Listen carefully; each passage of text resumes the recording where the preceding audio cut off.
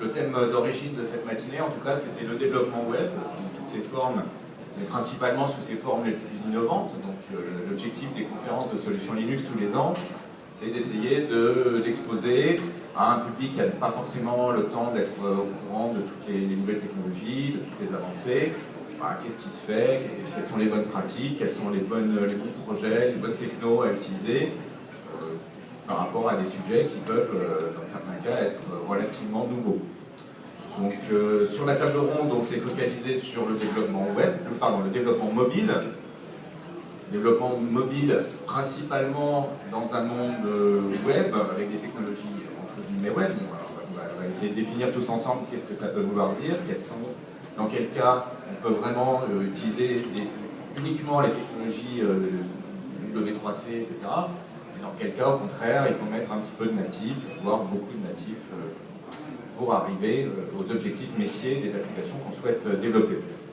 Alors, dans un deuxième temps, là c'est plus ma partie, c'est une table ronde, une conférence exposant, entre guillemets, de Smile. Et puis, donc, le retour du développement web, ça sera donc probablement vers 11h30, d'avoir le programme exact. Avec là, on a un talk sur les API, un talk sur les caches et un talk sur du développement. Ça risque d'être rigolo. Le dernier talk risque d'être assez rigolo, assez nouveau. C'est sur un projet qui s'appelle Cozy Cloud. Alors malheureusement, ça sera à 13h, entre 13h et 14h, mais si vous êtes courageux, on aura quelque chose qu'on n'a pas encore vu ailleurs. Bon, alors là, on revient à notre table ronde. Encore une fois, le sujet du développement mobile. Peut-être commencer par un tout petit sondage, histoire de se connaître un peu. Qui parmi vous est développeur? Parce qu'il y a des gens qui développent directement, nuit et jour, des applications, c'est la majorité. Des chefs de projet éventuellement. D'accord, je crois qu'on a couvert à peu près tout.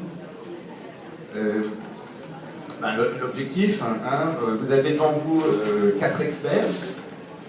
Donc 2 personnes qui travaillent chez des intégrateurs, donc qui ont la possibilité qui ont eu la possibilité de travailler avec différentes plateformes, différentes technologies, d'expérimenter certainement différentes méthodologies. Et puis vous avez 2 éditeurs, donc un qui est relativement connu, un qui est peut-être un petit peu moins, mais qui aura de toute façon largement le temps de se présenter, et qui sont focus, il y en a qui n'est pas trop focus sur plein de trucs, mais il y a aussi un focus assez fort, comme vous avez pu le voir dans l'actualité, sur les technologies mobiles. Voilà, donc ça c'était l'introduction. Deuxième phase de l'introduction, chacun des intervenants va se présenter, et puis ensuite on entrera dans le cœur du débat. Donc moi je me présente, je suis Stéphane Fermigier, ça fait presque 15 ans que je m'occupe de conférences Solutions Linux, qui s'appelait avant autrement. Donc chaque année avec cette idée de faire des conférences pour développeurs sur des sujets émergents. Je suis aussi le fondateur de l'AFUL, l'association qui doit avoir un stand là-bas, fondateur du groupe thématique logiciel libre du pôle de compétitivité systématique, qui fait partie du CNL et qui a aussi un stand là-bas. Et j'ai fondé 2 sociétés qui font du logiciel libre, une qui s'appelle Nuxeo, qui n'a pas de stand, et une qui s'appelle Abilian et qui fait des réseaux sociaux d'entreprise en open source, et qui n'a pas de stand. Donc je vais passer tout de suite la parole aux intervenants, dans l'ordre, si vous voulez bien. Et chacun a 2-3 minutes pour se présenter. Bonjour, donc Michael Brard, je m'occupe du mobile chez Smile, donc le mobile au sens large. Vous m'entendez pas? Donc je m'occupe du mobile chez Smile, Smile intégrateur de solutions open source. Et chez Smile, on a fait le choix depuis 3 ans d'attaquer le mobile avec uniquement des solutions et des technos web. Donc des techno-web, donc beaucoup de sites web, du responsive design, des sites web et aussi des applis.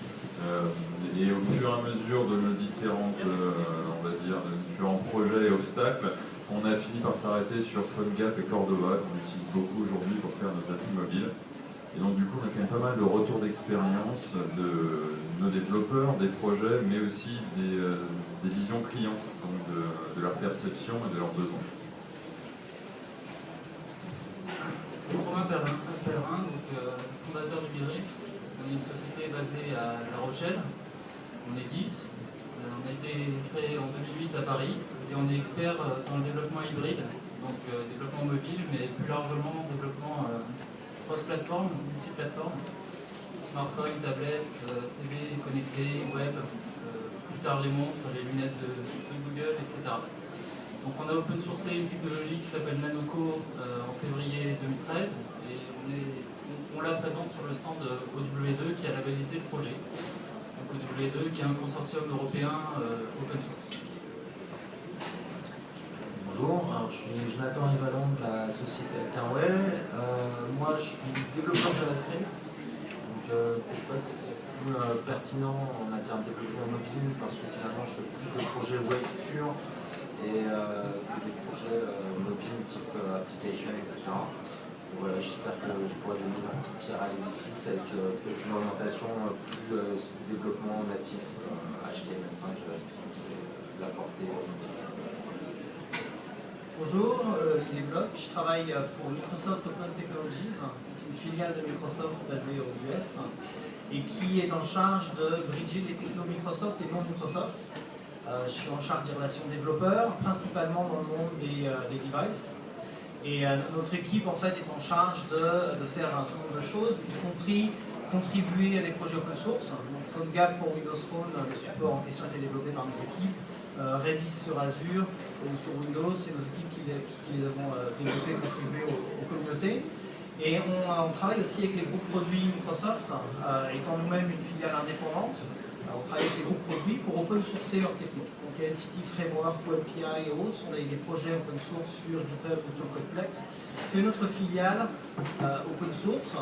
Alors, on a des développeurs de ces groupes produits qui sont prêtés à la filiale pendant le temps du projet et on peut comme ça engager sur du vrai projet open source avec des licences Apache et autres qui nous permettent de récupérer du feedback, de récupérer des contributions et d'échanger avec cette communauté en direct pour faire en sorte que dans ce monde hétérogène dont on va parler aujourd'hui, principalement des mobiles, on est capable d'avoir une plateforme Microsoft qui sert ses clients comme les clients en ont besoin. Donc, je pense qu'on va laisser Stéphane nous engager sur les premières questions, les premières discussions.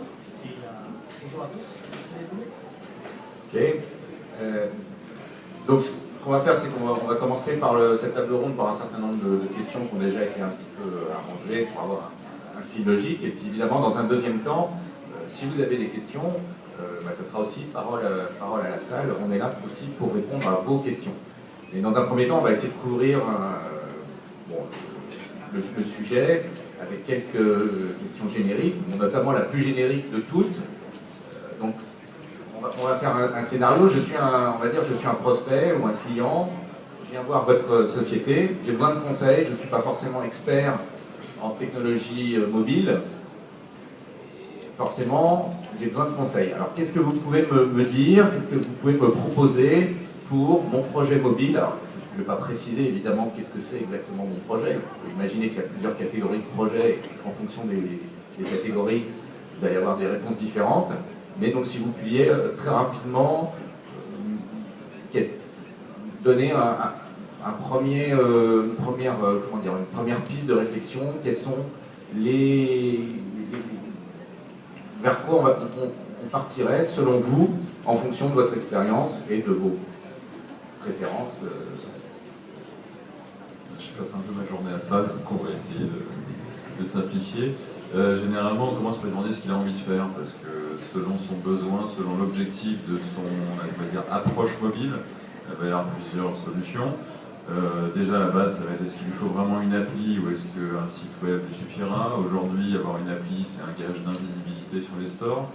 J'ai bien dit invisibilité. Et puis, du coup, on va avoir tendance à expliquer qu'une appli, c'est de la fidélisation et du web mobile, c'est plutôt de la conquête. Une fois qu'on aura fait le choix de l'approche, on va dire web, mobile ou appli, on va se tout de suite sur l'appli. Sur l'appli, pareil, c'est une question de qu'est-ce qu'il a envie de faire. S'il me dit qu'il a envie de faire un jeu en 3D, je vais lui expliquer que les techno-web vont être un peu light pour faire ça. Maintenant, s'il part sur du transactionnel, sur de l'affichage de contenu, sur quelques appels et des fonctions natives, on va s'en sortir avec des techno-web. Mais bien entendu, aussi se pose la question de sa cible en termes d'OS, sa volonté de pérenniser les développements, de s'en resservir peut-être demain pour des Google Glass, pour des téléconnectés, pour autre chose. Et puis enfin, la question du budget aussi. S'il s'appelle la BNP et qu'il a envie de faire la plus belle appli bancaire possible, je dirais je partir sur du natif. Si maintenant il a moins de budget qu'une grosse banque, et ben on essaie de réfléchir à une cross-platform, des techno-web et des approches un peu plus UX pour entrer dans son budget. Tu as couvert pas mal de sujets, hein. Ça va être dur pour nous maintenant. Nous, on a une matrice de décision, c'est déjà savoir si l'application est grand public ou intra. Généralement, il y a une différence, c'est qu'en intra, on travaille avec des devices qu'on choisit. Microsoft notamment fournit beaucoup les entreprises et de temps en temps, c'est le besoin du client d'obséder une seule plateforme. Donc là, la réponse la plus logique, généralement, c'est natif. C'est monter des compétences autour d'une technologie unique qui correspond à la plateforme. Si vous avez plus de 2 OS, là, le web commence à avoir un intérêt. Et parce que vous allez en fait pouvoir faire en sorte que votre code source soit compatible sur les deux devices, et donc vous allez gagner en temps de développement et surtout en fédération au niveau de l'équipe, c'est-à-dire que vous avez monté une équipe technique qui va être spécialiste de JavaScript notamment et du web en général. Pour rejoindre peut-être Michael sur l'idée du choix entre l'application et le site, ça me semble très pertinent parce qu'à un moment donné, il y a la question de la technologie donc native ou open source. Et à savoir qu'aujourd'hui, il y a de plus en plus de solutions open source, donc on parle de Gap, Titanium, etc., qui permettent de transformer l'open source en natif.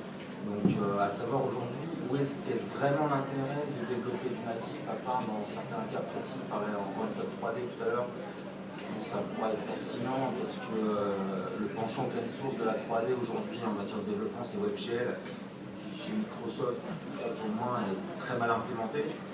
Donc sur des spécificités, on va dire esthétiques, il y a peut-être une nécessité à faire du développement natif, mais en général, je préconiserais l'open source qui s'approcherait. Je pense qu'il y a la majorité des questions ont eu des réponses. Je pense qu'il y a quelque chose à mettre aussi en avant auprès du client, ça a déjà été éludé un petit peu, c'est la culture de l'entreprise. Est-ce que vous avez une culture qui consiste à dépendre d'un prestataire de service pour le développement de votre solution? Est-ce que vous avez au sein de votre entreprise des expertises particulières? Si vous avez des cadres en iOS, Android, peut-être que vous dites ok, je vais développer beaucoup plus vite des applis natives qu'une appli web. Donc il y a aussi cette réflexion que le client doit avoir sur la pérennité de ces applications avec l'expertise qui vont faire. Je pense que c'est aussi un des sujets à aborder avec ce client. Si je peux rajouter un aspect sur le multiplateforme, il y a deux manières de le faire effectivement. Il y a les langages cross-compilés comme Qt par exemple, Marmalade, Moosing, etc. Et l'approche Axolotl, qui sont soutenus en fait par la communauté française, l'éditeur Infomedia pour info. Est-ce qu'on parle de WinDev?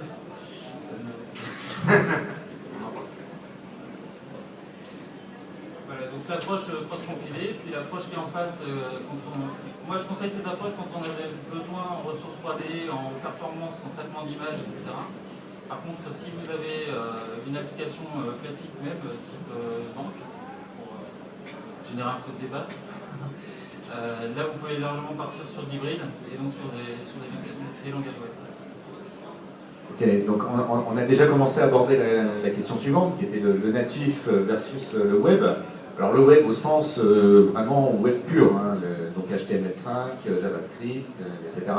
On peut très bien, et c'est aussi une des options qui a été envisagée par les intervenants, avoir des technologies entre guillemets web, donc par exemple utiliser... Nous avons le plaisir de vous accueillir sur le salon avec 2 tables rondes, développement web en salle bureau et e-commerce en salle migration. Puis à 9h30, démarreront les keynotes en salle menée. Bonne visite. Vous n'avez pas le droit de partir à 9h30. Ouais. Donc j'ai perdu le fil déjà, mais donc web versus natif. Oui, pour ceux qui sont, est-ce que ce débat web versus natif, il est clair pour tout le monde? Est-ce qu'il y a encore besoin d'éclaircissement? Si vous avez besoin d'éclaircissement, levez la main, sinon... Je vais vous en imposer un, parce qu'il y a un an on était déjà là dans la même discussion et entre temps on a fait pas mal de projets. Aujourd'hui, clairement, là où nous, chez Smile, on se casse un peu les dents et on passe beaucoup de temps, c'est sur la dernière couche d'enduit, le visuel, l'interprétation CSS entre un Android 4.0, 4.1 et 4.2. Et c'est là que finalement l'approche cross-platform a un effet de bord sur le rendu, c'est les navigateurs mobiles qui ne sont pas du tout homogènes. Et on se retrouve à faire des hacks un petit peu partout parce qu'en Android 4.0, il y a un scroll qui fait briller et qui fait déplacer les cadres. On ne sait pas pourquoi, c'est un bug qui a été logué. Mais du coup, vu que nous on fait de l'hybride, on se prend de front tous les bugs liés au moteur de rendu du navigateur. Donc aujourd'hui, il y a aussi cet aspect-là qui va être que si vous voulez une appli magnifique, nickel sur tous les OS et que vous avez les moyens, avec du natif, vous aurez moins de risques de vous retrouver avec un petit pixel qui a sauté à droite, une petite pop-up qui s'affiche à moitié, ce genre de choses. Donc il y a beaucoup de boulot sur la dernière phase de polish. Et nos clients nous l'ont fait remarquer, vous êtes très bon, vous développez très vite, mais quand vous livrez, il y a un paquet de bugs, mais c'est toujours des petits bugs tout petits, tout ridicules, tout insignifiants, que vous corrigez vite, mais par contre on se retrouve à mettre des hacks un petit peu partout. Ouais. On retrouve cette même problématique d'ailleurs sur le natif, notamment sur Android, parce qu'il y a une fragmentation très élevée, Google ne validant pas les implémentations d'Android sur ses smartphones, sur les gens qui implémentent les smartphones Android. Il y a une dérive très importante sur la qualité d'implémentation, et même en natif, en fait, on retrouve ce problème de fragmentation qui existe dans l'hybride, c'est clair. Mais c'est une des problématiques du marché, c'est la fragmentation du marché. Vas-y. C'est pas pour rebondir, moi pour partager mon expérience finalement native assez légère. Par contre, moi j'avais vu cette question-là plus sur l'angle des fonctionnalités et voir qu'aujourd'hui, dans le temps, on va avoir un mapping total des fonctionnalités natives en HTML5. Et à partir de là, hormis certaines questions, encore une fois, esthétiques, l'intérêt du développement natif sera diminué par la possibilité d'avoir un seul langage qui consolide finalement tous les devices. Au final, là-dessus, on se rend compte que les fonctions natives des téléphones, bon vibreur, gyroscope, etc., il y a très peu d'applis qui s'en servent vraiment. Et nous, on s'est mis à faire un petit peu de natif, notamment sur Cordova, pour compléter finalement le framework, lorsqu'il fallait stocker des grandes quantités de données. C'est vraiment dans ces cas-là qu'on s'est mis à faire du natif. Et sinon, sur le reste, il y a très peu finalement de projets qui nécessitent d'aller chercher l'accéléromètre, le livreur, parce que quand on fait des applis un peu transactionnelles, un peu plus sérieuses, on n'a pas trop besoin de tout ça. Et l'appareil photo et co sont très bien couverts par les produits comme PhoneGap, Cordova. Je pense qu'il y a une question à se poser aussi, qui est l'évolution de cette question. Tu disais l'année dernière, la question était presque avec une réponse binaire, HTML5 ou natif. Aujourd'hui, on commence à voir que c'est plus vraiment binaire, grâce à des outils comme PhoneGap, grâce au fait que les fabricants d'OS commencent aussi à vouloir intégrer HTML5 JavaScript sur les couches natives. Dans Windows 8, on peut développer avec HTML5 JavaScript en natif. Apple en a parlé aussi, et je pense que Google est en train de se préparer avec son packaging Labs et autres. On a Adobe qui est en train de travailler très fort aussi sur tous les outils de développement web pour les plateformes, qui sont des plateformes mobiles. Donc je pense que c'est un sujet qui est plus à réponse binaire aujourd'hui, c'est un sujet qui nécessite en effet une enquête plus approfondie.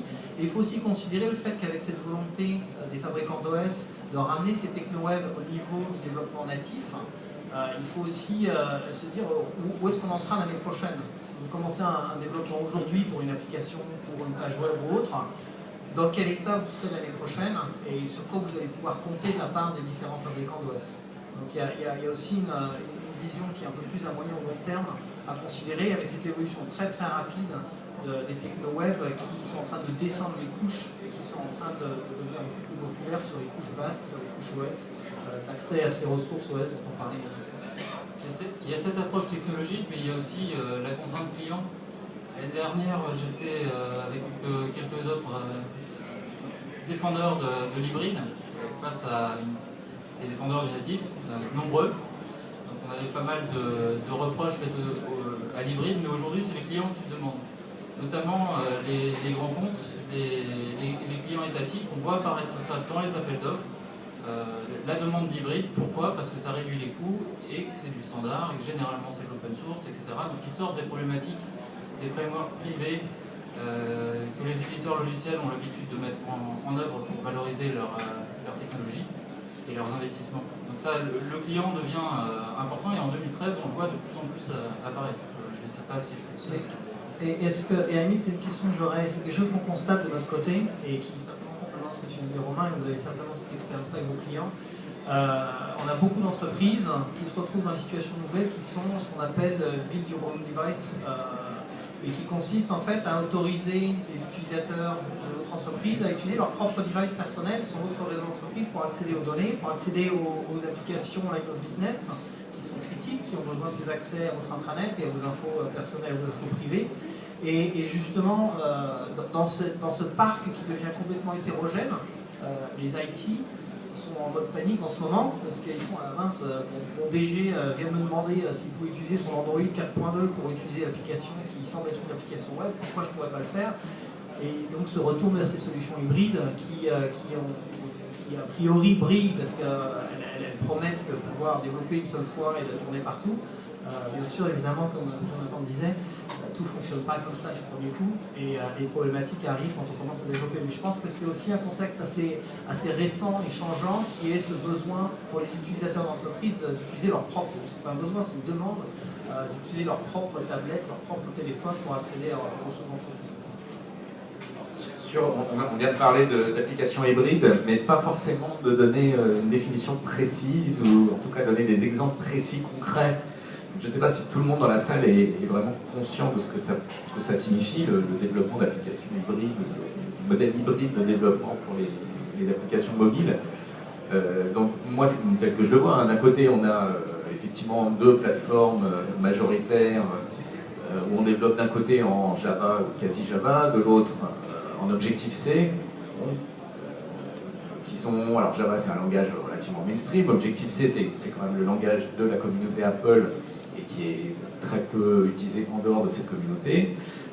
Microsoft, j'imagine que c'est .NET le développement natif ou... Non, en fait, on a .NET, C++, oui.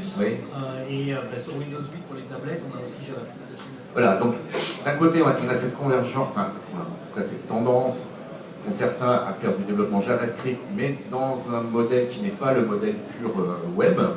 Et dans l'autre, on a le modèle où on a du web, mais on a des extensions au web qui permettent d'accéder à certaines fonctionnalités qui ne sont pas encore standardisées au sein des plateformes. Alors comment est-ce que vous faites les différences? Est-ce qu'il y a des projets open source? Moi je pense à Titanium par exemple, que j'ai utilisé personnellement, pas forcément avec un succès phénoménal, mais c'était quand même relativement intéressant comme approche.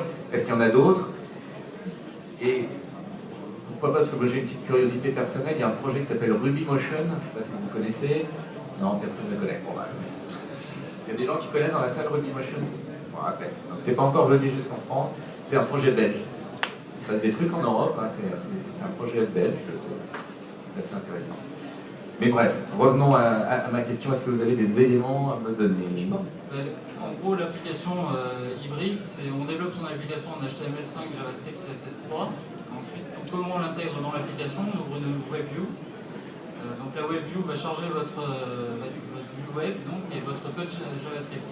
Ce que fait PhoneGap, c'est qu'il met à disposition des ressources natives, c'est-à-dire dans le SDK Android, il fait le bridge entre le natif et le JavaScript. Donc vous appelez une fonction JavaScript qui, via PhoneGap, appelle une fonction native. L'hybride, voilà. Pour moi, ça s'arrête. En fait, il y a un truc intéressant avec PhoneGap qu'on pratique énormément dans mon équipe. C'est qu'en fait, la partie native peut être étendue sur un modèle de plugin. Et l'équipe PhoneGap, elle se dirige vers un modèle essentiellement de plugin. Et du coup, en fait, on peut exploiter des fonctions purement spécifiques à chacune des plateformes. On peut aller exploiter des notifications particulières sur Android, on peut exploiter les notifications iOS sur les iPhones, on peut utiliser les lifestyles de Windows Phone avec cette addition de code natif en exposant une API JavaScript via PhoneGap, via ce modèle d'extension. Donc on peut étendre ce modèle qui est basique et simple, qui essaye de rendre générique les API des OS avec des choses qui sont spécifiques pour chacune des plateformes. Donc on peut venir donner un petit bout natif à ces applications hybrides, non seulement avec le CSS en donnant un look and feel qui est propre à la plateforme, mais aussi en donnant des fonctionnalités qui sont vraiment intégrées à l'expérience sur tel ou tel device. Et je pense que pour l'utilisateur final, les applications PhoneGap, l'utilisateur final lambda ne voit pas la différence entre une application native et une application PhoneGap à partir du moment où on n'a pas des choses qui sont trop intenses en termes de performance, en termes de graphisme. Alors on se retrouve avec une application qui est très très décente et même complètement transparente et identique à une application native à peu de choses près. Après, Titanium, si je peux faire rebondir sur ce que tu disais, Titanium a une approche un peu Pour particulière. présenter quand même un peu, parce que je pense que tout le monde ne connaît pas Titanium. Titanium, DAP Accelerator, solution concurrente à PhoneGap, mais qui fonctionne sur un modèle de génération, notamment pour Android et iOS. Donc en gros, vous écrivez votre application dans un langage qui vous fournisse en JavaScript et ça va instancier des objets natifs qui vont être pilotés par le JavaScript. En gros, le JavaScript est la logique de votre application et l'apparence graphique est native. Ça pourrait être la bonne idée pour retrouver des performances graphiques supérieures à l'hybride. En fait, il y a beaucoup de transactions qui se passent dans cette couche justement d'interaction entre le natif et le JavaScript et ça cause énormément de problèmes. Vous avez à piloter un objet à afficher en 2D et faire des transitions, etc. S'il faut lui passer à chaque fois la nouvelle position, ça commence à surcharger justement cette couche d'échange entre les deux environnements natifs et JavaScript.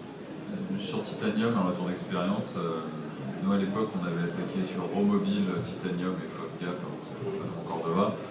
Sur Titanium, on avait eu des expériences sympas au début, comme Stéphane le disait, assez facilement on fait une bonne appli qui envoie la purée, quoi. Pas mal.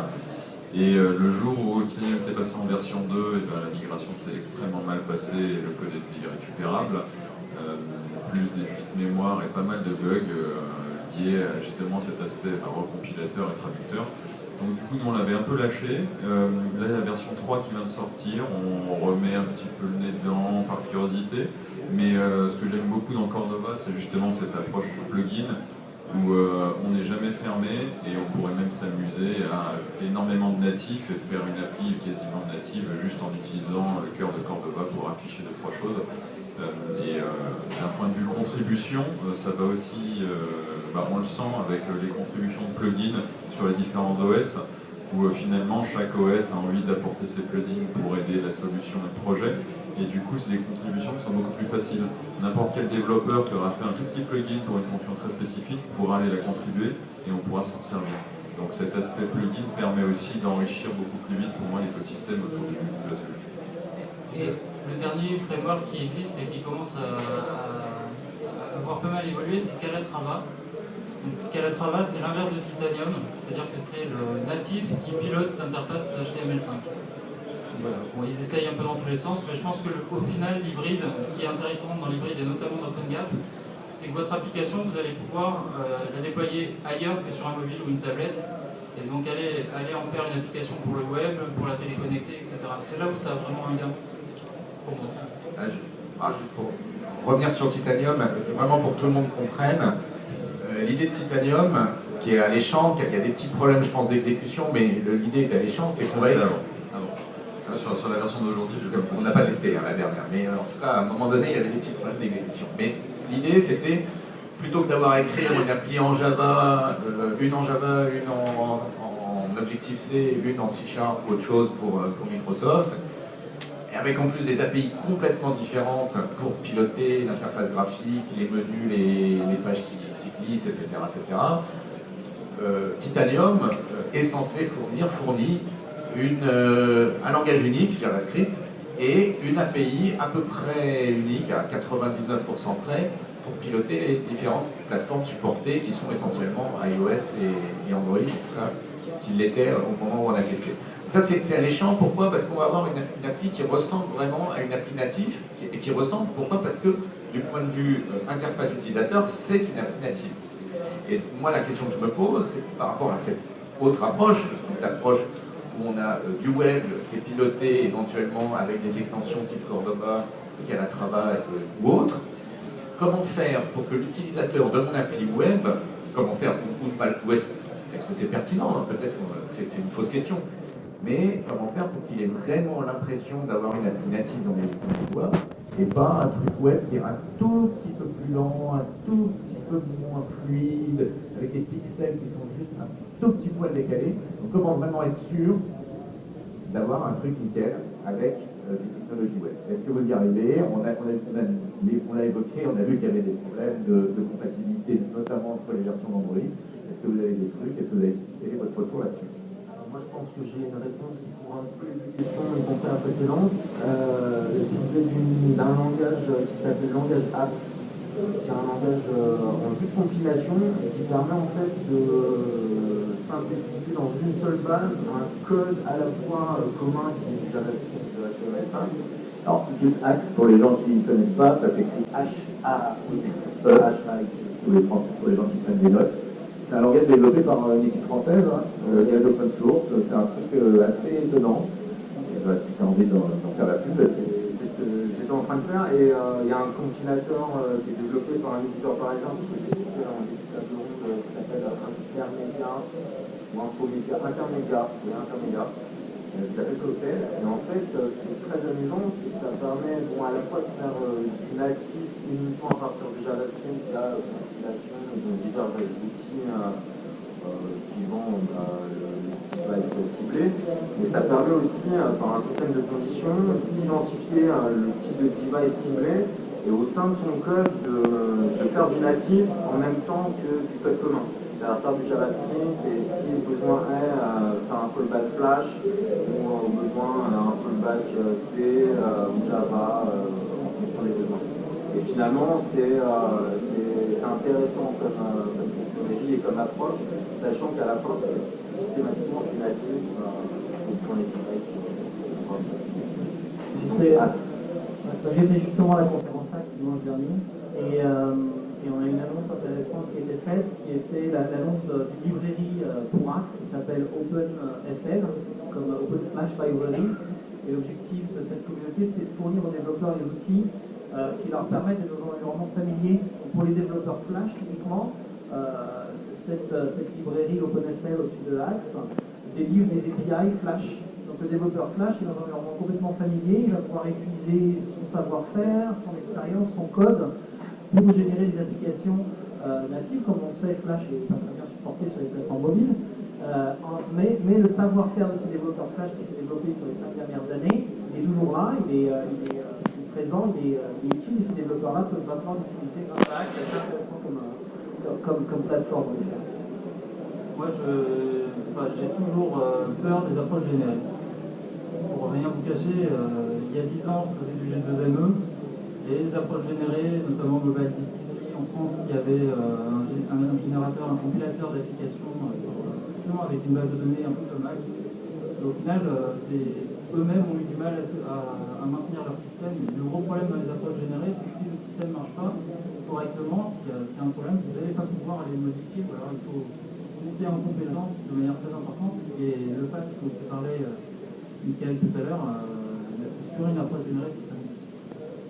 Pour répondre exactement à ta question, Stéphane, sur comment faire pour faire en sorte qu'une web app, une appli hybride ressemble vraiment à une appli native, j'ai envie de renvoyer la balle chez le graphiste et chez l'ergonome. Au final, on peut faire ce qu'on veut en termes de rendu, de design, d'effet. Après, c'est sûr que sur une web app, plus on va mettre de transition, plus on va mettre de zones tactiles, etc., plus ça risque d'alourdir un petit peu. Mais quand je vois ce qu'on arrive à faire à partir de la feuille blanche et du graphiste, d'ergonome, et au final, pour tout monter en HTML, CSS, finalement, on s'en rapproche beaucoup. Et comme je disais, c'est sûr que je peux mettre des tactiles dans tous les sens et des transitions, des effets waouh avec les paillettes. Mais sinon, en termes d'utilisation et de professionnalisme des applis, on y est. Par contre, c'est sûr que nous, on ne va pas utiliser un Bootstrap ou un jQuery mobile, qui pour le coup va avoir tendance à dégrader un petit peu l'impression de professionnalisme de l'appli. On a un retour d'expérience sur nos clients après 8 mois, 2 ans avec Windows Phone, où on a introduit cette nouvelle interface graphique et fourni plein de contrôles graphiques pour justement laisser aux développeurs créer des applications qui s'intègrent dans ce logiciel fil. Donc on a commencé avec cette approche en disant voilà, ce serait bien que les développeurs développent des applications qui se ressemblent les unes les autres et qui délivrent à l'utilisateur final une expérience consistante. Après 2 ans, on se rend compte qu'en fait les développeurs Et leurs clients, ils ont besoin d'avoir les deux cas de figure, à savoir redélivrer des expériences qui sont adaptées au device sur lequel on va. Et je pense que c'est assez beau pour le sujet qui suit. Et je reviendrai peut-être. Mais la deuxième type d'expérience qu'ils veulent délivrer, c'est un exemple typique, c'est une entreprise qui a une application de business avec pour cible des devices que leurs employés veulent utiliser. Ils voudraient bien, cette entreprise voudrait bien que l'expérience des utilisateurs soit la même quel que soit le device, et en look and feel et en fonctionnalité. Donc finalement, il faut laisser, du point de vue de la liberté aux développeurs et à son client de décider s'ils veulent avoir une expérience complètement intégrée à la plateforme à l'OS, ou au contraire délivrer une expérience qui sera la même sur toutes les plateformes qui sont sur le marché aujourd'hui, pour que l'utilisateur, quand il passe de l'une à l'autre, se retrouve dans un environnement qui est complètement familier. D'ailleurs, Olivier, une question pour ma culture. Sur le Windows Phone Market, quelle est la part d'applis qui ont vraiment un design métro et la part d'applis qui ont un design, on va dire, plus classique? Aujourd'hui, on a une majorité d'applis qui ont le design moderne. On appelle métro, on appelle plus métro, c'est pas grave. Tout le monde comprend métro. On a une majorité d'applications qui ont un design métro. Le design plaît bien aux utilisateurs, qui utilisent Windows Phone. Mais on l'a vu il n'y a pas longtemps dans les news, on a une application PhoneGap justement qui a fait les news, qui s'appelle UntapD. Je vous la recommande, elle est très sympa. La base de données en France n'est pas encore bien développée, c'est un logiciel de réseaux sociaux qui permet de boire de la bière de façon sociale, de partager son expérience, et qui a une interface qui est la même sur iOS, Android, Windows Phone, qui est développée en PhoneGap. Et publiquement, en fait, pas mal d'analystes se sont posé la question, mais déjà Microsoft accepte une application qui n'a pas un look métro, déjà ça a surpris tout le monde. Et la seconde partie, c'est oui, finalement, est-ce que c'est pas ce que l'utilisateur final veut? Est-ce qu'il ne veut pas retrouver sa série d'applications quand il va changer de device et finalement avoir le choix entre iOS, Android et Windows Phone, et se dit voilà, j'ai mon parc d'applications, j'ai des applications que j'aime bien, j'aimerais bien les retrouver sur toutes les plateformes. Alors c'est quelque chose sur lequel on travaille, on a des applications qui manquent sur Windows Phone effectivement, elles ne sont pas les mêmes sur d'autres plateformes. Là-dessus, effectivement, on a une tension, comme tu le notes. Ces histoires de développement mobile, c'est vraiment à chaque fois une histoire de compromis entre des positions extrêmes, native versus 100% web, etc. Et là, on a une tension entre dire je veux exactement la même interface utilisateur sur toutes mes plateformes, enfin toutes mes ustensiles. Plateforme, c'est un peu technique. Cible alors, toutes nos cibles. C'est ce qui est une possibilité. Et l'autre qui est au contraire de dire bon bah il y a des guidelines, des recommandations fortes, parce que je crois que si on, au moins pour l'App Store d'Apple, si on ne respecte pas les recommandations, on se fait virer.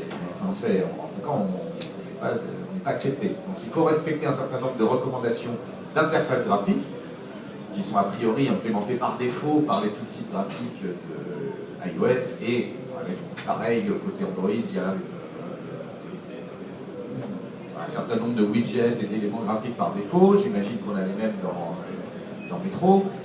Bon, comment faire si on fait vraiment du HTML5 en utilisant l'approche soit hybride, soit pure web, qui semble avoir votre préférence, d'avoir déjà une partie du débat. Michael a évoqué jQuery Mobile. Alors pour ceux qui ne connaissent pas jQuery Mobile c'est une extension de jQuery. jQuery, tout le monde connaît jQuery, c'est vraiment une des pierres angulaires maintenant du web normal. Il y avait cette volonté de faire un projet qui soit une extension ou un pendant de jQuery, qui pour le web mobile fournisse aussi un niveau d'abstraction de toutes les petites différences qu'il y a entre les différentes plateformes, encore une fois le terme technique, tous les navigateurs web différents, leurs petits bugs, leurs petites différences de rendu d'un OS à l'autre. Et au final, jQuery Mobile, qu'est-ce que vous en pensez? Moi j'ai essayé, j'ai pas été convaincu. Mais alors, est-ce qu'il y a autre chose que jQuery Mobile, ou est-ce que finalement cette approche est vouée à pas trop bien marcher? À mon avis, jQuery Mobile est très bien pour faire un petit projet, on va dire pas perso, mais un petit projet bricolé un petit peu. Nous, ce qu'on voit beaucoup, c'est les clients qui veulent profiter du mobile pour asseoir leur image, asseoir leur identité visuelle. Ils ont un site web, ils ont envie que leur application soit la même, qu'elle parte dans la même charte graphique. Donc du coup, ils n'ont pas envie de se retrouver avec, pardon Olivier, avec des recommandations fortes ou trop fortes des différents OS qui vont finalement modifier leur image et leur rendu. Donc nos clients sont très contents quand on leur dit on va vous faire des belles maquettes dédiées, on fait exactement ce que vous voulez, ça correspond à notre charte graphique. On va adapter légèrement l'ergo aux quelques différences qu'il y a d'un OS à l'autre, mais ensuite vous aurez bien une appli à vous. Et pour moi, les pure players aujourd'hui sur le monde mobile ont adopté cette optique, ils ont construit leur charte, ils reprennent des principes d'ergo qui sont maintenant plutôt universels, mais d'un point de vue graphique, ils sont vraiment sur leur identité. Je pense que pour la partie graphique, en fait, jQuery mobile est très lente. Enfin, c'est vraiment une librairie qui est très lente. 3 à 4 secondes sur un appui de bouton pour la réaction sur certains appareils, genre iPhone 3GS notamment. Donc ça, c'est quand même, c'est pas tolérable dans une application. Moi, je pense qu'il n'y a pas de réponse, il n'y a pas une librairie qui répond à tous les besoins. On va avoir besoin de Bootstrap par moment. Il y a EnioJS qui fonctionne très bien d'HP, qui est vraiment une librairie qui vient de PalmOS, WebOS, qui marche pas mal du tout, qui est utile dans certains cas. Je pense qu'il faut faire sa sélection de librairie graphique en fonction de ses besoins. Si on a besoin d'un effet de tournage de page, on va plutôt aller prendre un terme JS ou des choses comme ça. Je pense que c'est vraiment à la carte là-dessus, et dans le monde JavaScript, on a cette chance et cette malchance en même temps, qui est une très grande variété de librairies. Parce que ça a son pendant négatif, c'est-à-dire que face à 200, 300 librairies différentes, il va falloir faire un choix, il va falloir aller faire un peu un bench des différentes librairies, et du coup, de temps en temps, on a des surprises quand on en sélectionne une, donc on revient en arrière, on en reprend une autre, etc. Moi, j'ai pas beaucoup d'expérience avec jQuery mobile, j'ai utilisé sur des projets mais vraiment mineurs. Juste un petit mot, c'est pas le débat aujourd'hui en termes d'optimisation et de performance. Ce qu'il faut comprendre en termes de JavaScript et de web mobile, c'est que le JavaScript, lui, il est interprété systématiquement lors de votre navigation sur une nouvelle page. C'est-à-dire que si vous avez, mettons, 5-6 librairies à appeler en plus de votre script, ces 5-6 librairies-là, elles vont être réinterprétées chaque fois qu'il y aura accès à une nouvelle page. L'idée, c'est pas une notion de téléchargement et de requête HTTP, c'est vraiment de temps d'accès à l'application ou au site éditorial, quel qu'il soit. En fait, plus il y a de quantité de code JavaScript présent sur la page, plus l'accès à cette page-là va être long. Donc moi, la recommandation que je donnerais au général, c'est classiquement de rester au plus proche de son besoin, et quitte parfois, plutôt que d'utiliser une librairie très bien avec beaucoup d'options, à redévelopper un script custom qui va répondre juste à la nécessité, en vue de limiter la quantité de JavaScript. Pour moi, l'objection, elle est quand même claire, c'est que si tu redéveloppes ton truc dans ton coin, ou même avec une équipe de super cadors, comment tu vas faire pour adresser les 56 versions d'Android, les 4 versions d'iOS, les N versions de Windows quelque chose, etc. Alors, il y a le JavaScript natif. Ouais, mais comment tu fais pour... Finalement, dans cette réflexion-là, on va avoir peut-être besoin de fallback, mais quand même assez rarement. Moi, je pense à jQuery mobile notamment. Pourquoi utiliser jQuery mobile? Pour faire des accordéons, pour faire des sliders, voilà, pour avoir des comportements un peu custom qui peut largement être fait avec 2-3 fonctionnalités vraiment basiques en JavaScript natif et éventuellement soutenues par des classes CSS. Et voilà, restructurer peut-être un petit peu son application dans ce sens-là et avoir quelque chose de plus facilement maintenable et de plus performant au niveau code. Je pense que, pour compléter ta remarque, Stéphane, je pense qu'il est très très important quand on envisage le développement web pour des applications mobiles. Il y a deux choses à faire attention. La première, c'est en effet ce que Stéphane vient de citer, les environnements de test. C'est une fragmentation qui est assez importante du marché du mobile. Il y a pas mal d'OS qui sont disponibles. Au sein de chacun des OS, il y a pas mal de versions qui diffèrent. Donc il y a un environnement de test à mettre en place de façon assez pointue. La seconde chose qui est très importante aussi, on en a parlé un tout petit peu, c'est la culture des développeurs. On commence à proposer à des développeurs du web qui ont l'habitude d'avoir des ressources infinies sur des OS de type desktop et qui ont des serveurs pour l'exécution de leur code en back-end sur leur site web qui sont en général aussi à ressources presque infinies. Et on se retrouve sur un device mobile où les choses vont être interprétées pour la partie JavaScript et rendues localement, purement localement. Et là, on a un souci, un gros souci, pour les développeurs qui ont l'habitude d'avoir des ressources infinies. Ils vont entasser le code JS, ils vont entasser un certain nombre de choses qui ne sont pas forcément utiles, ils vont pas vraiment optimiser leur code, ils vont réutiliser des librairies de ci, de là qui ne sont pas forcément optimisées. Et là où ça se passe bien sur un site web qui tourne sur un desktop, ça se passe beaucoup moins bien en termes de performance sur un device mobile, même si les devices commencent à avoir une puissance, les cartes graphiques et autres. Et ben, c'est quand même pas suffisant dans ce domaine-là. Je viens du monde du développement embarqué temps réel dur, et j'ai les yeux gros comme ça à chaque fois que je vois, des développeurs web qui commencent à balancer leurs 20 000 lignes de code, même plus, dans un projet Cordova, qui se disent je comprends pas, ça ne marche pas. Et foncièrement, on leur dit mais réfléchissez à comment ça fonctionne derrière. Il y a un moteur de rendu, un moteur d'exécution, tout ça, ça tourne avec des limites en termes de ressources affectées par l'OS, parce que l'OS a besoin de faire tourner plusieurs applications concurrentes, donc on a un nombre, une quantité de RAM qui est limitée, on a une mémoire qui est limitée. Quand on va partir en tâche de fond, on ne va plus avoir les mêmes ressources, on ne peut plus tourner de la même façon. Donc il y a toutes ces considérations qui sont vraiment propres à ce développement mobile que ces développeurs web ne connaissent pas et auxquels il faut faire très très attention, je pense, quand on aborde ce type de sujet. Alors merci pour la transition, là je vais rebondir, je suis obligé. Là on parle de l'industrialisation des développements web, donc c'est la grosse problématique aujourd'hui, c'est qu'en fait l'hybride, toute cette famille de technologies vient du développement web où on avait tendance à faire du script, donc des choses assez rapidement faites. Pas m'attaquer, hein. Ça arrive, juste un constat dans jQuery, rien que dans jQuery. Donc en gros l'idée c'est que dans un logiciel complexe, notamment au-dessus de 20 000 lignes de code, on a fait une application hybride pour le groupe Remake.co, il y en a 50 000.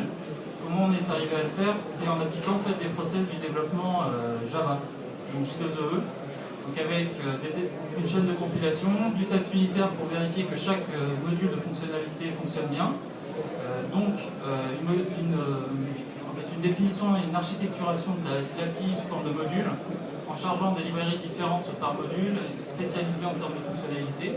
On y rajoute les tests unitaires, on fait des tests automatiques, donc, et avant agrégation et minification. Donc ça permet de retirer beaucoup de bugs, de tester la qualité de code aussi, en passant des outils de métrique de code, JSLint, CSSLint, etc. Pour au final agréger l'application web à déployer. Juste peut-être dans le prolongement, dans la continuité, donc il y a pas mal de solutions de tests, et y compris de développement dirigé par les tests. Tu parlais de tests unitaires, il y a QUnit qui est très bien en JavaScript. En test fonctionnel, il y a d'autres solutions avec PhantomJS, CasperJS, Mocha avec CoffeeScript également. Juste un petit mot pour faire la publicité d'une librairie, moi je trouvais très intéressante. Je bosse sur un projet de recherche avec beaucoup d'interactions entre le client et le serveur. Et en termes de tests unitaires, il y a une solution pour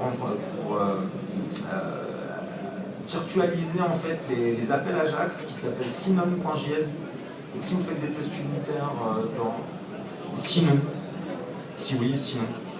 Donc Sinon.js pour virtualiser les appels Ajax, c'est très pratique pour le cadre des unitaires.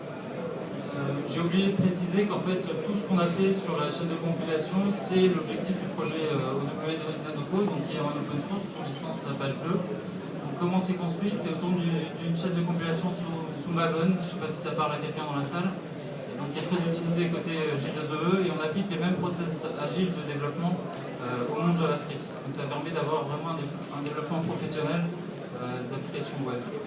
Ça permet aussi de combiner des développements serveurs. Excuse-moi, tu as un petit peu anticipé la dernière phase de la table ronde qui était les aspects méthodologiques, donc on va continuer là-dessus. Donc si vous avez effectivement d'autres remarques ou commentaires à faire sur quels sont les points les plus importants en termes de méthodologie, donc on vient de parler de tests, il y en a un autre auquel je pense, hein, c'est encore une fois la diversité des devices, comment est-ce qu'on l'adresse. Moi j'ai entendu parler de gens, de petites startups chacun achète un téléphone différent et ensuite on fait des espèces de testing parties et chacun teste l'application des copains avec un téléphone différent et au final on arrive quand même à éliminer les bugs les plus voyants. Est-ce que vous avez d'autres idées comme ça ou d'autres recommandations ou d'autres expériences dans ce domaine? Juste sur l'industrialisation d'une plateforme d'intégration continue moteur templating, on a aussi mis l'industrie lourde, même pour faire des petites applis. Sur l'aspect test, c'est toujours le point un peu noir. On a essayé les services où vous accédez à une flotte de téléphones physiques à distance et vous déployez, mais il faut réserver à l'avance, on n'a pas toujours accès. Les développeurs, ils aiment bien développer un truc tout de suite packagé et testé sur le téléphone, donc c'est pas forcément évident. Nous, on est toujours là sur les simulateurs, c'est pas non plus toujours explicite et ça ne rend pas tous les bugs. Donc on est resté sur une flotte qu'on essaye de maintenir avec une vingtaine de terminaux relativement représentatifs. Il y a quelques trous dans la raquette, mais quand même, sur Apple, on s'en sort de mieux en mieux. Les téléphones maintenant basculent quasiment automatiquement sur iOS 6, donc sur iPhone, on est un peu plus tranquille. Sur Android, j'espère que ça va s'accélérer un petit peu. Mais on se retrouve toujours avec des petits bugs. Pour la petite histoire, les derniers en date, une Galaxy Tab 1 de chez Samsung, qui était initialement vendue avec Android 3. Android 3 sur le navigateur n'emmenait pas de date picker. Et donc du coup Samsung avait fait en surcouche un date picker, sauf que quand vous mettez à jour la tablette avec une version 4 d'Android, le date picker de Samsung reste par-dessus et vous vous retrouvez avec un joli bordel. Voilà les bugs qu'on arrivera seulement finalement à rencontrer en mettant le nez dedans et en essayant sur la tablette globalement physique. Je pense que ce qu'on essaye de vous dire, c'est qu'il y a très peu de personnes qui testent leur application sur tous les smartphones qui existent au monde, parce que c'est quasi impossible. Généralement, ce qui est fait, c'est qu'on teste sur des smartphones de référence qui représentent une famille de smartphones. Donc ça redescend le chiffre à 200-300 appareils. Et il y a des startups qui notamment une à Marseille qui s'appelle Stardust PM, qui fait du test en fait sur device. En fait, c'est un collectif d'entreprises qui a mutualisé des ressources pour acheter des téléphones. Et ils font des plans de test manuels, mais derrière, le plan de test, donc c'est-à-dire un test sur N machine, c'est quelques milliers d'euros. Pourquoi? Parce que c'est une semaine de temps humain, donc forcément ça coûte cher. Donc qui a la possibilité aujourd'hui de consacrer le double de son budget de développement au test? On a une approche que j'ai vue à plusieurs reprises avec des clients avec lesquels on a discuté. C'est de publier, quand ils le peuvent, quand l'App Store le permet, de publier des versions trial ou des versions bêta des applications qui sont instrumentées et qui vont permettre de loguer un certain nombre de choses sur les devices sur lesquels elles sont utilisées.